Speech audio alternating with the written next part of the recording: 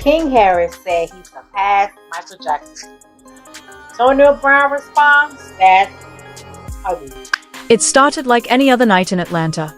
Bright lights, loud energy, and a crowd that never sleeps. But behind the flashing cameras and fast cars, something was brewing. Something dark. Something that would soon explode all over the internet and drag two names, King Harris and Antonio Brown, into one of the most shocking fights of the year. For weeks, fans had noticed that King Harris had been acting different. The smiles seemed forced. His tone in live videos had grown colder, sharper. It was like he was fighting something inside, a battle between who he wanted to be and who the world expected him to become. The son of T.I. and Tiny, the Prince of Atlanta, was losing his grip on the crown. Then came the night of the party. Antonio Brown, the controversial NFL star who'd been making headlines for his unpredictable behavior, was in town hosting a flashy club event. VIPs, rappers, influencers, everyone wanted to be there. And so did King. But no one expected that one decision, to walk through those club doors, would change everything. When King arrived, the energy instantly shifted. Cameras turned. People whispered. Everyone knew King and Antonio had exchanged shady comments online months ago after a misunderstanding about a music collaboration. It was small, but in the world of social media, even a single tweet can grow into a wildfire. Still, King walked in confidently, surrounded by his friends, wearing that trademark smirk, the one that said he feared nothing and no one. At first, things were calm.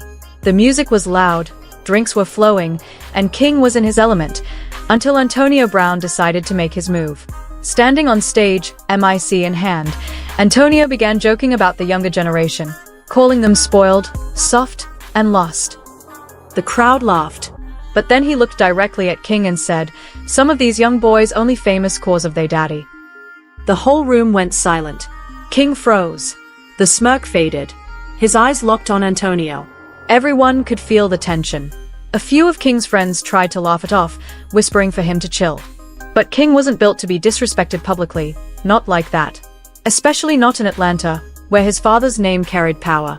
He walked toward the stage slowly, each step heavier than the last. The DJ noticed and cut the music, sensing what was about to go down. Antonio, still with the mic, smirked and said, "You got something to say, little man?" That was it. The crowd gasped as King lunged. Drinks spilled, people screamed, and the next few seconds turned into chaos. Security tried to break it up, but fists were flying. Antonio shoved him back, King swung again, and the two collided in a scene that looked straight out of a movie. Someone yelled, "Get them apart." But by then, cameras were already rolling. Within minutes, the footage hit social media. A shaky clip from someone's phone showed King Harris throwing punches before being tackled to the ground by security. Antonio Brown's shirt was ripped, King's chain snapped, and fans online lost their minds. #King Harris fight and #Antonio Brown started trending within an hour. Some called King reckless, others said Antonio provoked him. But no matter which side you were on, one thing was clear. This wasn't just a fight. This was a public breakdown, a cry for something deeper. By morning, things got worse. Atlanta police confirmed that King Harris had been arrested for disturbing the peace and assault. And this wasn't his first run-in with the law. That's when the headlines changed. King Harris arrested again. The word again hit hard. It meant patterns. It meant pain. T.I. was reportedly furious when he got the call.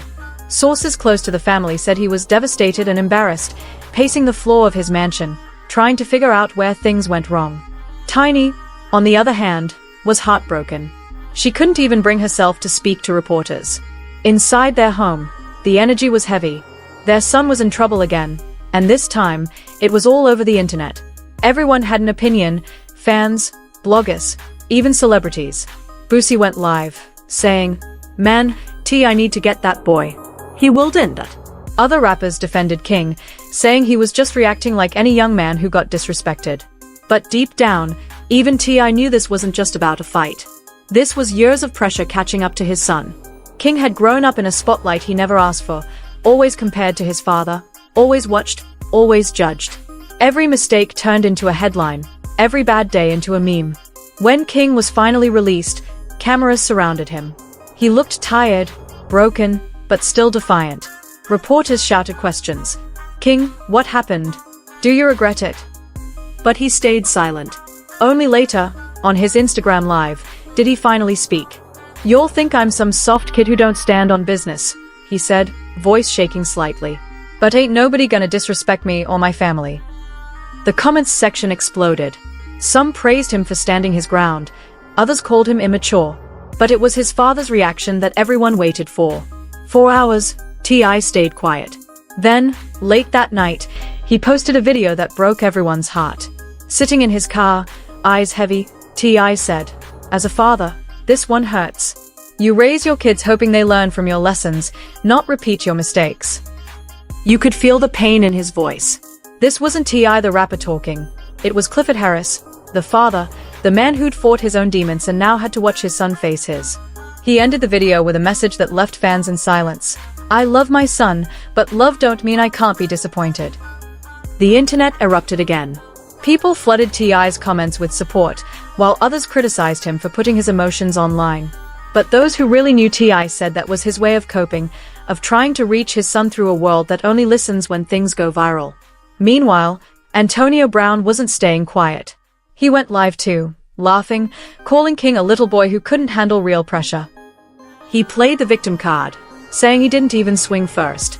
But fans noticed something off in his tone, a hint of arrogance, maybe guilt. Either way, the damage was done. A few days later, more footage leaked, new angles from inside the club. The videos showed Antonio throwing the first shove, contradicting what he'd said. That clip changed everything. Fans started turning on him, demanding that charges against King be dropped. But by then, the story had already spread too far. King was being called a problem child, a spoiled celebrity kid, and worse. Blogs posted old clips of him getting into arguments online, painting a picture of a young man spiraling out of control.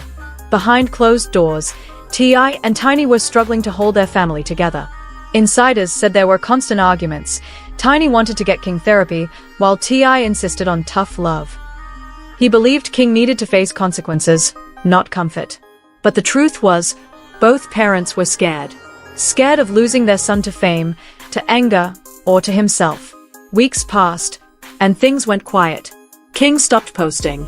T.I. focused on his podcast, trying to shift the public's attention, but you could still see the pain in his eyes every time someone mentioned his son. It wasn't just about reputation, it was about legacy.